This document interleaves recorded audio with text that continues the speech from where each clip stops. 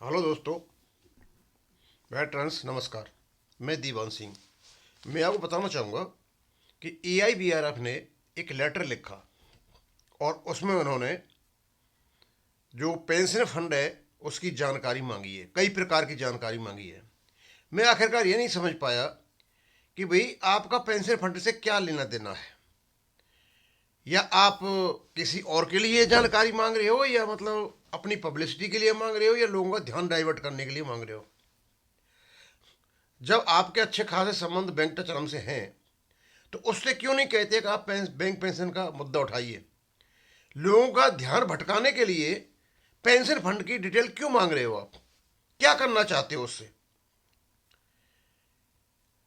अब हमारा pension fund का एक ट्रस्ट है, ट्रस्ट मैनेज करता है उसको। अब ट्रस्ट कई प्रकार के होते हैं। अब जो ट्रस्ट जो होता है, ट्रस्टी, वो जो उसको मैनेज करता है, और एक ट्रस्टर होता है जिसको हम सेटलर कहते हैं। वो एक, जब ट्रस्ट को बनाया जाता है तो एक बेनिफिशियरी के लिए बनाया जाता है। अब मैं ट्रस्ट बनाता हूँ, उसका मैं ही फायदा ले रहा हूँ, मैं ही तो ट्रस्ट सेटलर हूँ और मैं ही उसका बेनिफिशियर हूँ, मैं ही ट्रस्टर हूँ।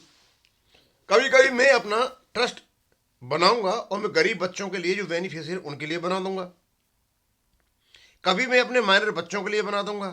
मतलब ट्रस्ट कोई व्यक्ति बना सकता है और ट्रस्ट पे पूर्ण रूपेण अधिकार होता है बेनिफिशियरी का। लेकिन जिसने बनाया है, सब पहले तो वो देखेगा, और बेनिफिशियरी को ये पैसा नहीं जा रहा है तो ट्रस्टी उसके रेस्पॉन्सिबल है। लेकिन यहाँ हमारा जो पेंशन फंड है वो अलग प्रकार से है। तो हम ये देखते हैं कि हम बेनिफिशियरी हैं तो हमारा कितना अधिकार है उस पर, और हमें क्या जरूरत है हमें ट्रस्ट के मतलब उसकी जानकारी लेने की, भाई कितना पैसा है, कहाँ जा रहा है, क्या आ रहा है। जब आपको ट्रस्ट डीड स्पष्ट रूप से कहता है, आपका रेगुलेशन स्पष्ट कहता है कि उसमें ट्रस्ट में जितना ही CPF का पैसा जाएगा, गवर्नमेंट का पैसा, आपको पेंशन मिलेगी, दैट्स ऑल, और बात खत्म हो जाता है। अब जो ट्रस्टर है, जो सेटलर है, यानी बैंक जो है, वहाँ से जो पैसा दे रहा है, वहाँ कोई गड़बड़ होती है तो उसके उपाय बता रखे हैं। अब सबसे पहले तो हम ये देखते हैं कि वास्तव में ही हम जो पेंशनर हैं और हमारा जो पेंशन फंड है, क्या हमारा अधिकार है उस पर जांच करने का, इन्वेस्टिगेशन करने का, वहां से रिपोर्ट लेने का। अब कितना अधिकार है, कितना नहीं है। और फिर AIBRF ने क्यों पूछा, क्या और कोई तरीका नहीं था। तो मैं आपको बताऊंगा कि AIBRF ने तो सिर्फ इसलिए पूछा क्योंकि ये बैंकटाचलम का संगठन है, और पेंशन फंड के बारे में केवल और केवल रजिस्टर्ड जो ऑर्गेनाइजेशन है पेंशनर्स का, वो पूछ सकता है। वेंकटाचलम का पेंशनर का ऑर्गेनाइजेशन नहीं है, इसलिए वो पूछ नहीं सकता, और UFBU रजिस्टर्ड नहीं है, इसलिए वो तो पेंशन फंड के बारे में पूछ नहीं सकते। उन्होंने उंगली दे दी इसको, SCJN को, कि तुम पूछ लो, तुम्हारा पेंशनर का ऑर्गेनाइजेशन है और रजिस्टर्ड भी है, और लोगों का ध्यान भटक जाएगा उधर कि भाई हम पेंशन फंड के बारे में पूछ रहे हैं। भाई जैन साहब क्यों पूछ रहे हो पेंशन फंड के बारे में, हम समझ नहीं पाए सर, थोड़ा बताइए क्यों आपने लेटर लिखा, लंबा चौड़ा लेटर लिख मारा, और पता है कौन कौन सी आप जानकारी ले रहे हो, किस लिए ले रहे हो जानकारी। हम आज उसी चीज़ पर देखेंगे कि क्या वास्तव में ही हमें ज़रूरत है इसकी पूछने की, या हमारा कितना अधिकार है पेंशन फंड पूछने के बारे में।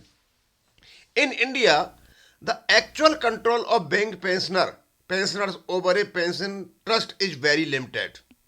जैन साहब सुन लीजिए, even though the trust manages funds meant for pensioners, the control structure is mostly institution centric, not the pension centric. ये है आपका कंट्रोल। इंस्टीट्यूशन जो पेंशन का पैसा दे रहा है उसका कंट्रोल है वहां पर, वो सेटलर का कंट्रोल है। आपका बहुत लिमिटेड कंट्रोल है, क्योंकि आप बेनिफिशियरी हो। लीगली ऐसा लगता है कि आप पूरा का पूरा उसका हिसाब किताब ले सकते हो, लेकिन आपको एक तो जरूरत नहीं है, और दूसरा आपका पेंशनर सेंट्रिक है भी नहीं। अब मुझे पता नहीं आप क्यों कर रहे हो। Who controls the bank pension trust. अब बैंक पेंशन ट्रस्ट को कंट्रोल कौन करता है। अब bank pension trust is usually set up by the bank itself as settlor under the trust deed. Control generally lies with the bank. इसका कंट्रोल bank के हाथ में है, न कि बेनिफिशियरी के हाथ में।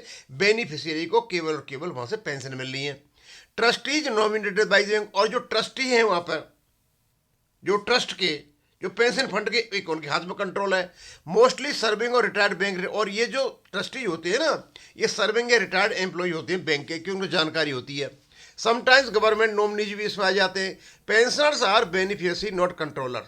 अच्छी तरह सुन लो जैन साहब, पेंशनर केवल बेनिफिशियरी कंट्रोलर्स नहीं है। आप जो कंट्रोल दिखा रहे हो ना वहां से लंबी लंबी लंबी लिख करके और पब्लिसिटी कर रहे हो और पता नहीं किसके कहने से कर रहे हो और जो लोगों का ध्यान डाइवर्ट कर रहे हो और जबरदस्ती इसको फंड बेस्ड बना रहे हो। जबरदस्ती कोर्ट का फैसला आने से पहले इसको फंड बेस्ड जो आप बना रहे हो ना, ये बनाने की कोशिश न करें, हम ऐसा करने नहीं देंगे आपको। Legal position of pensioners, pensioners are beneficiary of the trust entitle to pension as per rules, entitle to proper administration of the fund. हाँ, फंड का प्रॉपर एडमिनिस्ट्रेशन नहीं होता आप आवाज उठा सकते हो और उसके लिए आपको आरटीआई और कोर्ट है। कहते pensioners are not trustees unless specifically nominated. आप ट्रस्टीज नहीं हो, आप मैनेज नहीं कर रहे हो, आप कंट्रोल नहीं कर रहे हो। Members of the trust management, ये भी नहीं हो आप।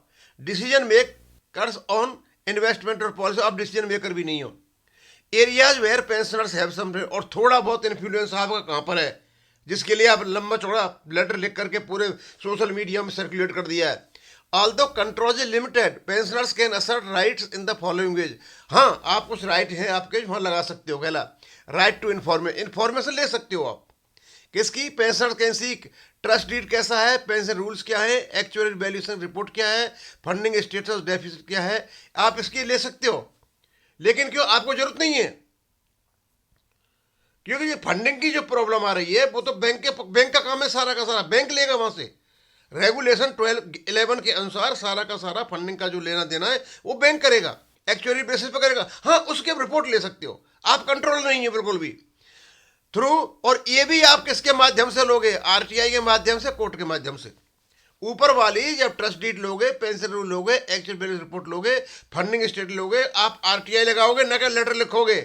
आप लेटर लिख करके डाल दिया सोशल मीडिया पर और लोगों को बेवकूफ बना रहे हो आप, हम ये ले रहे हैं। क्यों, आपके अधिकार है आपको, केवल आप आरटीआई से सूचना ले सकते हो। और दूसरा, आरटीआई से सूचना नहीं आया तो कोर्ट के क्या नाम, कोर्ट के डायरेक्शन से ले सकते हो। आप कोर्ट में जाइए और ये सारी जानकारी वहां से लीजिए और यहाँ पर मत डालिए सारी चीजों को।